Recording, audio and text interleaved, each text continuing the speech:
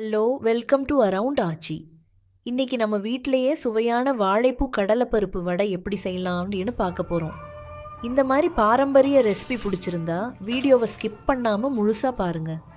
2 மணித்தியாலம் ஊற வைத்த கடலைப்பருப்பை கரகரப்பாக அரைக்க வேண்டும்.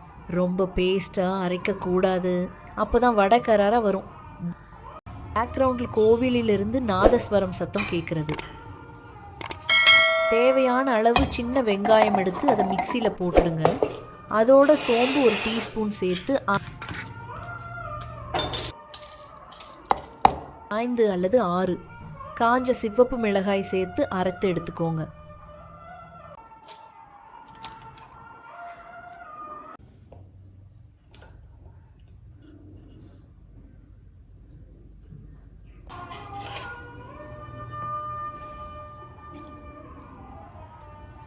அரைத்த கடலை பருப்புல நறுக்கிய வாழைப்பூ,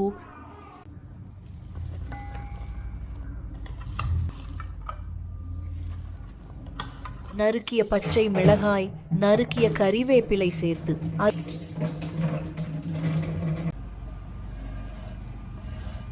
அதோட அரைத்த வெங்காயம், உப்பு மற்றும் 1/2 டீஸ்பூன் பெருங்காயம் எல்லாம் சேர்த்து நல்லா மிக்ஸ் செய்யுங்க.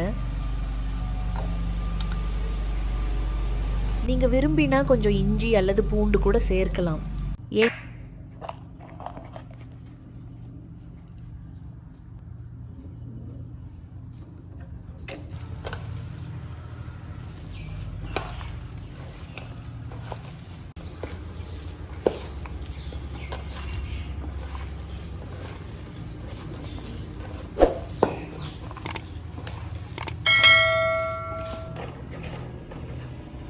எண்ணெய் நல்லா காய்ந்ததும் கையில் கொஞ்சம் மாவு எடுத்து சின்ன சின்ன வடையாக போடுறேன். மிதமான தீயில தான் பொரிக்கணும். அப்போதான் உள்ள வரைக்கும் நல்லா வெந்து வெளியில் குறுக்குறுன்னு வரும்.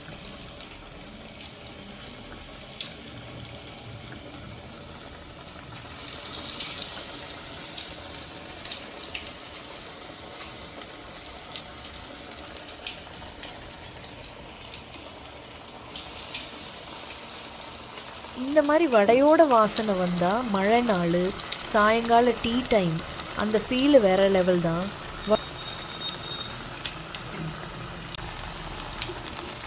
வடை போடுற சத்தம், வாசனை, இதுக்காகவே இந்த ரெசிபி ட்ரை பண்ணலாம்.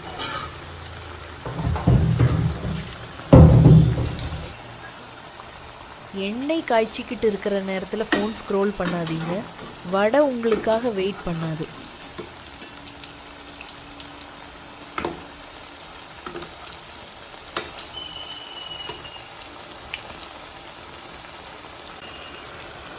இதோ பாருங்க, சூப்பராக பொண்ணுறமா குறுக்குறுன்னு வாழைப்பூ கடலைப்பருப்பு வடை தயார். வெளியில் கிறிஸ்பி, உள்ள சாஃப்ட். தேங்காய் சட்னி அல்லது சாம்பாரோட சாப்பிட்டா சொர்க்கம்தான்.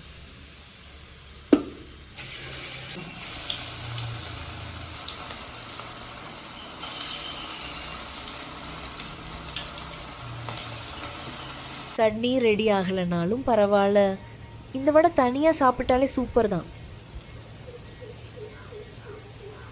இந்த ரெசிபி உங்களுக்கு பிடிச்சிருந்தா லைக் பண்ணுங்கள், ஷேர் பண்ணுங்கள், கமெண்ட்டில் எப்படி வந்துச்சுன்னு சொல்லுங்கள். இன்னும் பாரம்பரிய கிராமத்து ரெசிபிஸ் வேணும்னா சேனலை சப்ஸ்கிரைப் பண்ண மறக்காதீங்க. தேங்க்யூ ஃபார் வாட்சிங்.